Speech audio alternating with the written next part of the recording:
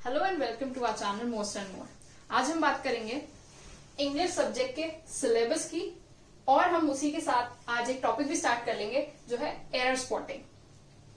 तो English subject के बारे में जब हम बात करते हैं किसी भी कॉम्पिटेटिव एग्जाम में तो ज्यादातर बच्चे इसे छोड़ देते हैं क्योंकि सब लोग को लगता है कि हम लोग मैथ्स पे फोकस करें, हम रीजनिंग पे फोकस करें, हम जीके पे फोकस करें, इंग्लिश तो हमारा हो ही जाएगा। और इसी वजह से कई बार आपका सिलेक्शन भी रह जाता है। इसलिए आपका एक फोकस इंग्लिश पर भी होना चाहिए। तो जब हम इंग्लिश के सिलेबस की बात करते हैं किसी भी कॉम्पिटेटिव एग्जाम के अंदर तो इंग्लिश का कोई स्पेसिफिक सिलेबस नहीं होता। जो लास्ट ईयर क्वेश्चन आए उन्हीं के पैटर्न पे बेस हम लोग एक सिलेबस बनाते हैं कि इंग्लिश में क्या क्या पूछा जाता है। ज्यादातर स्टार्ट करते हैं।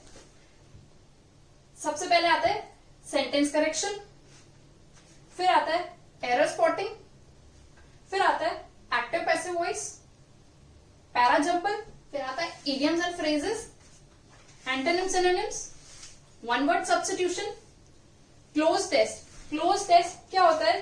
कई बार क्या पूरा एक पैराग्राफ दे देते हैं और उसके अंदर ऐसे फिलिंग द ब्लैंक्स दे देते हैं, उसको सॉल्व करना होता है क्लोज टेस्ट। ये एसएससी के एग्जाम्स में पूछा जाता है ज्यादातर मेंस के अंदर। डायरेक्ट इनडायरेक्ट स्पीच और पैसेज जो कि हर एग्जाम में आते हैं। तो कॉम्पिटिटिव एग्जाम के स्टूडेंट्स को सबसे ज्यादा प्रॉब्लम आती है वोकैबुलरी में। आपके सिनोनिम एंटोनिम हो गए, इडियम्स एंड फ्रेजेस हो गए, इसको कैसे टैकल करें? ये कोई ऐसी चीज तो है नहीं जो मैं पढ़ा दूंगी और आपको एग्जाम के अंदर वही की वही पूछी जाएगी। तो वोकैबुलरी के लिए सबसे अच्छी एक्सरसाइज है आप न्यूज़पेपर डेली पढ़ें।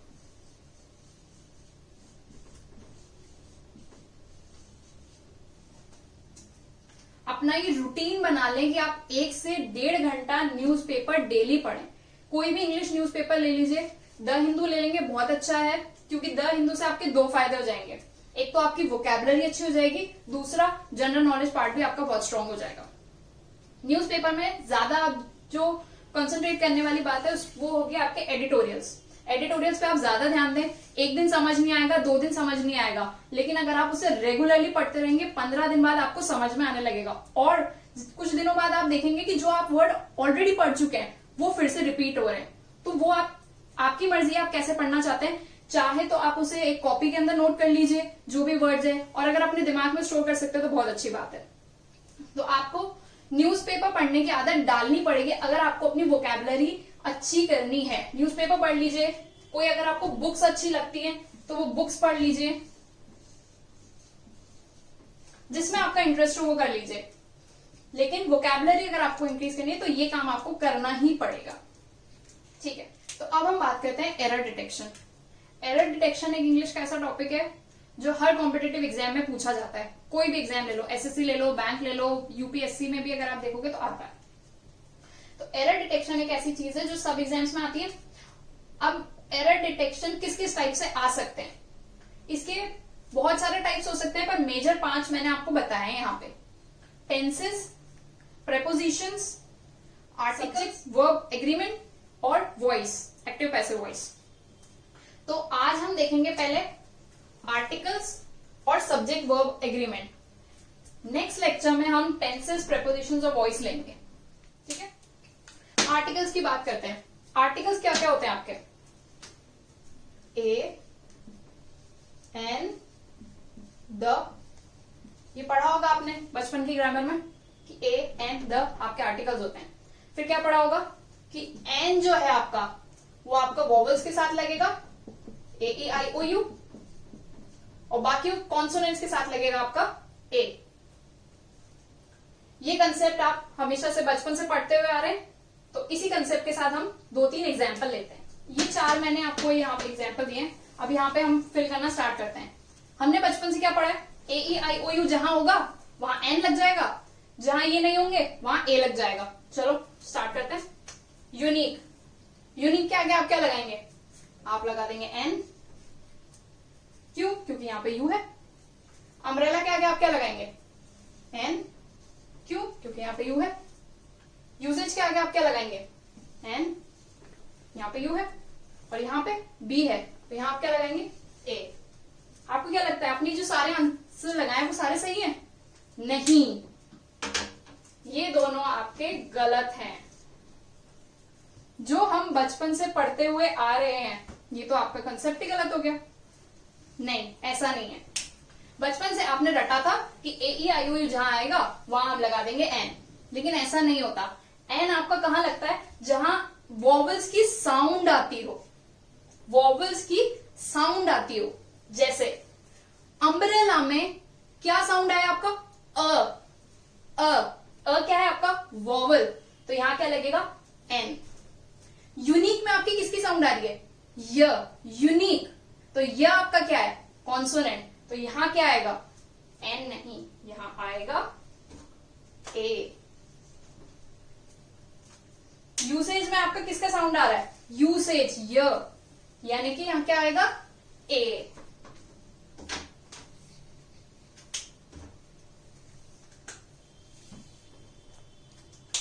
अब आपने ये चारों क्वेश्चन सही कर लिए हैं, तो अब आप समझ गए होंगे कि रटना कितना नुकसानदायक होता है आपके लिए।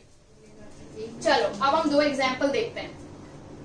पहला क्या लिखा है? ही इज डैश यूनिवर्सिटी स्टूडेंट। अब आप क्या लगाएंगे? जब मैंने सिखा दिया है आपको यूनिवर्सिटी कैसे प्रोनाउंस हो रहा है? यूनिवर्सिटी, यानी कि इसमें किसका साउंड आ रहा है? कॉन्सोनेंट का, तो यहां क्या आएगा? A. He is dash Urdu poet. Urdu में किसका साउंड आ रहा है? ऊ, यानी कि यहां क्या आएगा? एन। तो अब आप ये कंसेप्ट समझ गए होंगे। आई होप कि अब आपको ये क्लियर हो गया और अब आप एग्जाम में ऐसी गलती कभी नहीं करेंगे। नेक्स्ट अब हम देखते हैं द का यूज। तो हम देखते हैं द का यूज। यहां पे मैंने एक स्टेटमेंट लिखा है, ही is a boy, the boy is gentle. अब आप क्वेश्चन करेंगे कि आपने यहां तो बॉय के साथ लगा दिया ए और यहां बॉय के साथ आपने लगा दिया द, ऐसा क्यों? तो जब हम किसी जनरलाइज फॉर्म में बात करते हैं किसी की भी, तो हम लगाते हैं ए। जैसे ही इज अ बॉय, यानी कि हम किसी बॉय की बात कर रहे हैं, लेकिन नेक्स्ट सेंटेंस में हमने क्या बोला? हम उसी बॉय के लिए बोल रहे हैं द बॉय इज जेंटल, यानी कि अब हम उस पर्टिकुलर बॉय की बात कर रहे हैं। अब जब हम किसी पर्टिकुलर इंसान की बात करते हैं तो हम उसके आगे लगाते हैं द। तो हमने क्या लिखा? ही इज अ बॉय, और जब हमने इस बॉय की बात की तो हमने क्या लिखा? द बॉय इज जेंटल, यानी कि ये हम इस पर्टिकुलर बॉय की बात कर रहे हैं। तो द हमारा, जब हम किसी पर्टिकुलर चीज को पॉइंट आउट करेंगे तब हम द लगाएंगे। जैसे कि द हम कहां कहां लगा सकते हैं? जैसे कोई रिवर होगी, उसके लिए हम यूज करेंगे द, जैसे द गंगा, द ब्रह्मपुत्र। जो फेमस ग्रेट बुक्स होंगी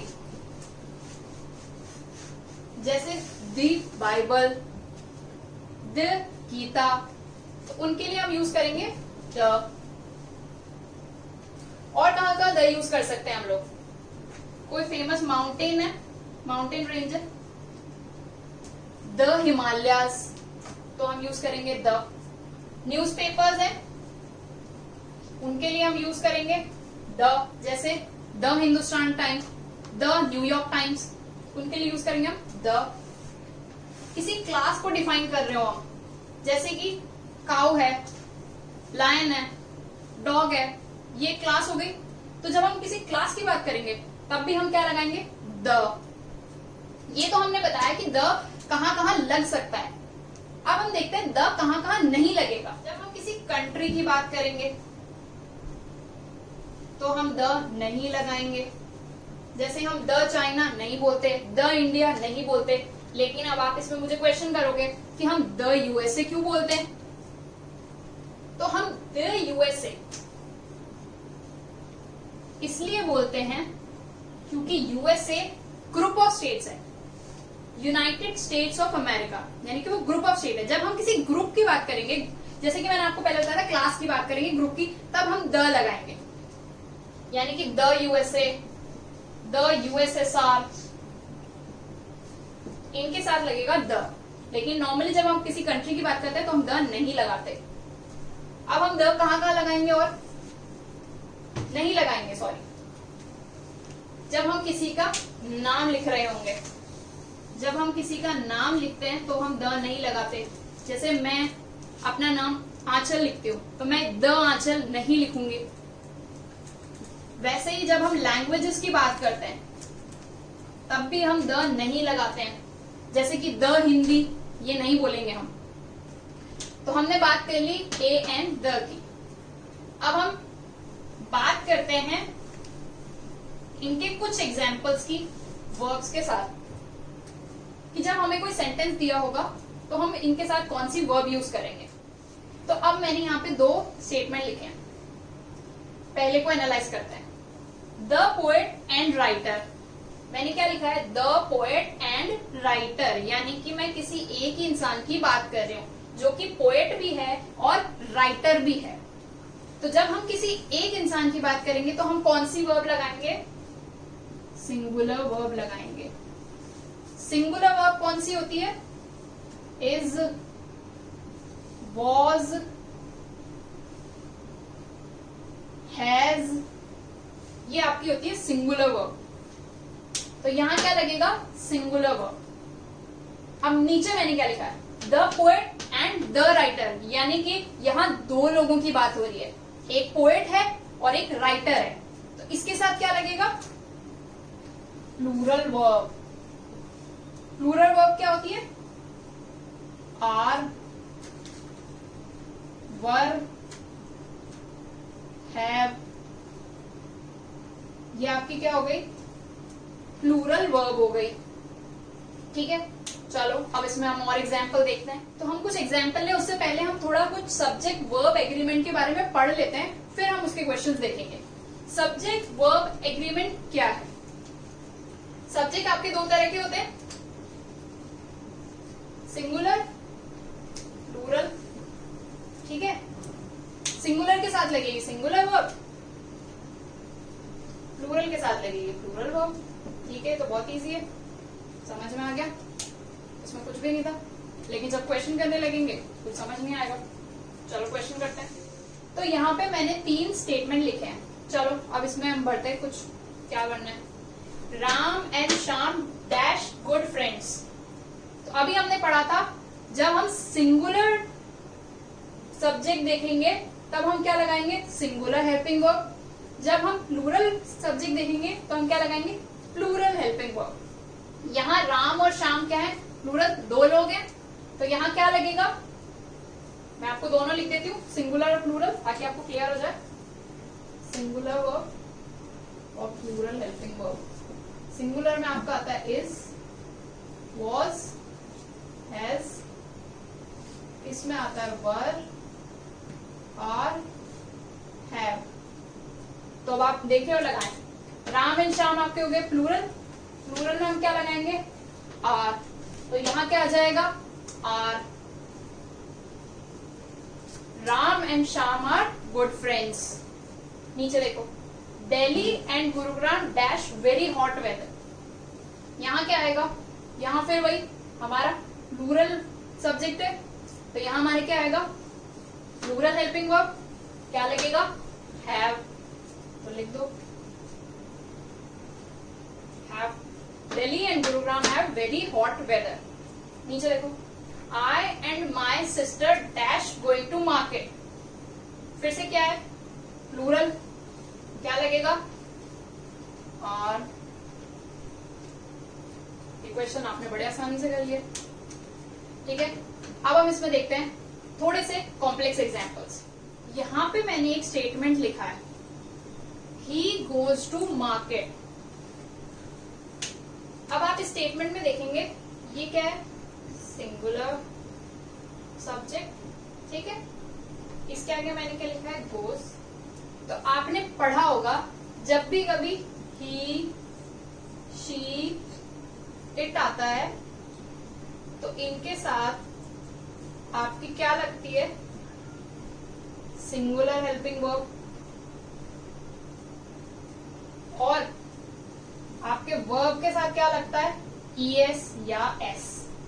ये आपने हमेशा पढ़ा होगा कि ही, शी, इट आएगा तो हम क्या लगा देंगे, वर्ब के साथ ईएस और एस। जैसे यहाँ लिखा है ही गोज टू स्कूल, हमने क्या लगा दिया, ईएस। ये आपने पढ़ा होगा। अब आपके दिमाग में एक क्वेश्चन आएगा, जब हम लिखते हैं, आपने कभी ये लिखा हो देखा, आई गोज टू स्कूल,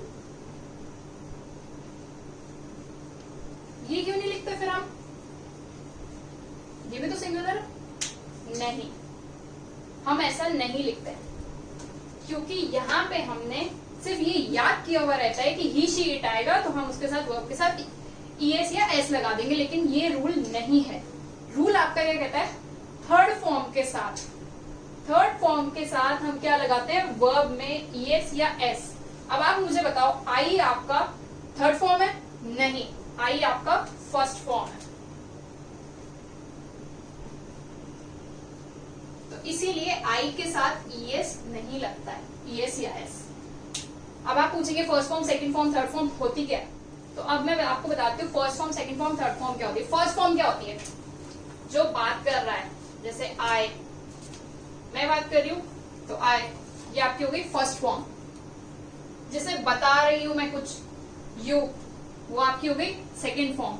और जिसके बारे में हम बात कर रहे हैं, जैसे ही, she, it, he is a nice guy, जब हम ऐसी बात कर रहे होते हैं, यानी कि मैं किसी के बारे में बात करी, तो वो आपका क्या हो गया, थर्ड फॉर्म। तो आज के लेक्चर में हमने क्या देखा, आर्टिकल्स।